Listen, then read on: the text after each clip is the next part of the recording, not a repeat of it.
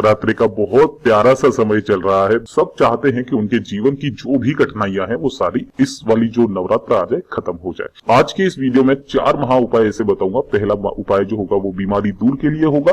दूसरा उपाय धन प्राप्ति के लिए, अगर लक्ष्मी जी का वास आपके घर में नहीं है। तीसरा उपाय पति पत्नी के लिए होगा, दोनों में से कोई भी कर सकता है, दोनों के बीच में नहीं बनती है तो ये वाला उपाय करे। और साथ ही साथ जो चौथा उपाय होगा वो होगा मनोकामना पूर्ति का उपाय। और यकीन मानिए नवरात्र में जो ये उपाय कर लेता है उसकी सारी की सारी कष्ट जो है वो दूर हो जाते हैं। ध्यान से सुनिए, जो पहला उपाय है हमारा वो होगा बीमारी दूर के लिए उपाय।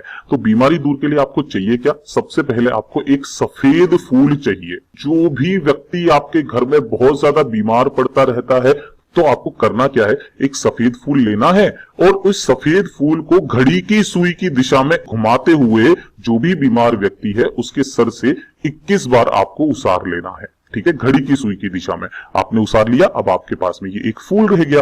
साथ ही साथ आपको ले लेना है एक तांबे का लोटा जिसके अंदर आपको अपने घर का शुद्ध जल भर लेना है। अब आपको ये वाला उपाय चाहे आप शाम को जाना चाहो शाम को कर सकते हो, सुबह जाना चाहो सुबह कर सकते हो। आपको चले जाना है महादेव जी के मंदिर, दोनों चीजों को लेकर के शिवलिंग के पास। सबसे पहले करना क्या है, ध्यान से सुनिएगा। एक लोटा जो जल है वो कुंदकेश्वर महादेव जी के नाम से आपको शिवलिंग पर समर्पित कर देना है। एक धारी से धीरे धीरे बहुत आराम से। उसके बाद उत्तर दिशा की तरफ मुंह करके आपने जो वो एक फूल 21 बार उसारा है ना, उसे आपको जलाधारी पर आपको रख देना है। उसके बाद में 2 मिनट यहां पर बैठ करके जो भी व्यक्ति आपका बहुत बीमार पड़ता है उसका नाम और गोत्र बोल करके आप महादेव जी से उसके स्वस्थ शरीर के लिए कामना करते हुए आपको अपने घर पर आ जाना है। यकीन मानिए कुछ ही दिनों में वो व्यक्ति सीधा खड़ा हो जाएगा। उसको बार बार लगने वाले जो रोग हैं उनसे मुक्ति मिल जाएगी और उनके स्वास्थ्य में भी सुधार आने लग जाएगा। ये हो गया पहला उपाय। अब चलते हैं दूसरे उपाय की तरफ जो होगा धन प्राप्ति का उपाय। बहुत लोग बहुत उपाय करते हैं फिर भी उन्हें धन की प्राप्ति नहीं होती है, लक्ष्मी जी का वास उनके घर में नहीं होता है। तो नवरात्रि के किसी भी 9 दिन आप इन उपायों को नवरात्रि के किसी भी दिन कर सकते हो। कोई दिन फिक्स नहीं है, सारे के सारे दिन जो है वो बहुत महत्वपूर्ण है। किसी भी दिन आपको करना क्या है, थोड़ा सा आपको इस मक्खन ले लेना है, जितनी आपकी श्रद्धा हो आपको वो ले लेना है। एक छोटे से मिट्टी का पात्र ले लीजिए, दीपक ले लीजिए, जितनी आपकी श्रद्धा है उसके अंदर आपको रख लेना है। और आपको किसी भी समय, चाहे आप सुबह जाना चाहो सुबह चले जाओ, शाम को जाना चाहो शाम को चले जाओ, लेकिन जब भी जाए एकदम पवित्र मन से सच्चे मन से जाना है। माता रानी के मंदिर चले जाना है, कोई सा भी जो भी माता रानी का मंदिर है वहां पर जाकर के आपको अपनी मनोकामना कहते हुए जो भी धन की समस्या है उसको कहते हुए आपको उनके चरणों में उस मक्खन को अर्पित कर देना है। यकीन मानिए इन चीजों से, मक्खन से माता रानी बहुत खुश होंगी और आपकी जो भी धन की समस्या है वो जल्द से हमेशा के लिए खत्म हो जाएगी। एक ये हो गया उपाय धन प्राप्ति के लिए। ठीक है, अब जो तीसरा उपाय बताने वाला हूं वो सबसे ज्यादा महत्वपूर्ण है। बहुत लोगों के बीच में नहीं बनती है, पति पत्नी के बीच में छोटी छोटी सी बात पर अनबन हो जाती है, लड़ाई झगड़ा हो जाता है। उसके लिए आपको सबसे पहले तो चाहो तो आप इसको भी सुबह कर सकते हो, चाहे आप शाम को कर सकते हो। नवरात्रि के किसी भी दिन आप ये वाला उपाय कर सकते हो। माता रानी की ध्वजा मार्केट में आपको मिल जाएगी 5 से 10 रुपए की। ठीक है, आपको एक छोटी सी ध्वजा खरीद लेनी है, ठीक है, जिसपे माता रानी का फोटो हो। साथ ही साथ आपको थोड़ा सा ले लेना है मक्खन। ठीक है, ये दोनों चीजें आपने ले ली। अब आपको घर पर आकर के करना क्या है, घर पे सबसे पहले ध्यान से समझना अब इसी को।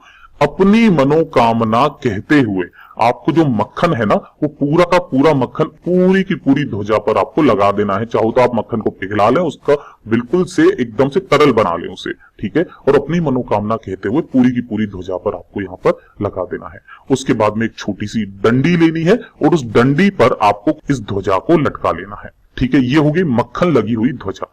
अब आपको साथ में लेना है दूसरी चीज जो है लंबी बत्ती का एक दीपक ले लेना है घी का, और इसे लेकर के चले जाना है माता रानी का जो भी आपके पास मंदिर हो ना उसी मंदिर में आपको चले जाना है। सबसे पहले आपको करना क्या है, आप चाहो तो सबसे पहले इसको घर पे भी आप कर सकते हो। अगर माता रानी की मूर्ति आपके घर पे है तो आप घर पे भी कर सकते हो, वरना आप इसको मंदिर जाके करेंगे तो बहुत बेस्ट होगा। ध्यान से सुनिएगा, सबसे पहले आपने जो लंबी बत्ती का दीपक लिया है ना वो माता रानी के चौखट पर लगा देना है, अपनी मनोकामना कहते हुए कि फलाना व्यक्ति जो है वो बहुत बुरी तरीके से बात कर सकते हैं, हम दोनों के बीच में जो है वो बनती नहीं है, लड़ाई झगड़ा होता है, तो आप ये कह दीजिए। और साथ ही साथ जो आप एक ध्वजा लेकर के आए हो ना माता रानी के मंदिर में, आप कहीं पर भी लगा दीजिए। आप कहीं पर भी माता रानी के मंदिर में उस घंटी को लगा करके वापस घर पर आ जाए। पति करना चाहे पति कर सकता है, पत्नी करना चाहे पत्नी कर सकती है, दोनों में से कोई भी कर सकता है। उन दोनों के बीच के जो झगड़े हैं वो जीवन भर के लिए समाप्त हो जाएंगे। ये हो गया। अब सबसे महत्वपूर्ण वो है मनोकामना पूर्ति का उपाय। और जो भी नवरात्र में इस उपाय को कर लेता है, यकीन मानिए उसकी मनोकामना निश्चय ही पूरी होती है। आप इस उपाय को कभी भी कर सकते हो, घर पे भी कर सकते हो, मंदिर जाकर के भी कर सकते हो। आपको कितनी लौंग चाहिए भैया, आप जैसे कि आपकी उम्र कितनी है उस पर निर्भर करता है। आपकी उम्र है 30 वर्ष तो आपको 30 लौंग ले लेनी है। आपकी उम्र है 45 वर्ष तो आपको 45 लौंग ले लेनी है। आपकी उम्र है 60 वर्ष तो आपको 60 लौंग ले लेनी है। इस तरीके से आपने लौंग ले ली और साथ ही साथ ले लेना है आपको एक काला डोरा, सूती होना चाहिए, काला डोरा आपको ले लेना है। अब आपको करना क्या है, इन लौंग की माला बनानी है। अब इस लौंग के साथ में आपको एक लंबी बत्ती का घी का दीपक भी ले लेना है। इसको या तो आप अपने घर पर भी कर सकते हो, चाहो तो आप इसको मंदिर जाकर के भी कर सकते हो। ध्यान से समझना, यहाँ पर आपको मंदिर चले जाना है, किसी भी माता रानी के मंदिर में चले जाना है और किसी भी दिन कर सकते हो। नवरात्रि के 9 दिन बहुत ही ज्यादा पुण्य है। करना क्या है, सबसे पहले आपको माता रानी के चरणों में लंबी बत्ती का जो आपने दीपक लिया है ना, उसे आपको लगा देना है। ठीक है, अपनी मनोकामना कहते हुए, साथ ही साथ अपनी मनोकामना कहते हुए जो भी आपने वो माला बनाई है ना, वो माता रानी के गले में आपको डाल देंगे। ठीक है, अपनी मनोकामना कहते हुए 2 मिनट वहां पर खड़े होकर के जय माता दी का स्मरण करते हुए, अपनी मनोकामना कहते हुए, अपना नाम और गोत्र बोल करके आपको आपके घर पर वापस आ जाना है। अगर आप घर पर कर रहे हो तो भी आ जाना है। ध्यान दीजिएगा, ये वाला माला आपको उतारनी कब है वो भी ध्यान दीजिएगा। इसीलिए आप अगर इसको मंदिर में ना जाकर के घर पे करें, अगर आपके घर पर मूर्ति नहीं है, तस्वीर है, तो आप तस्वीर पर चढ़ा दे, कोई दिक्कत नहीं है इसमें भी। ठीक है, अब जब भी आपकी मनोकामना पूरी जब तक नहीं हो जाती, चाहे वो 8 दिन, 9 दिन, 10 दिन, 1 साल, 2 साल, तब तक आपको ये उतारनी नहीं है।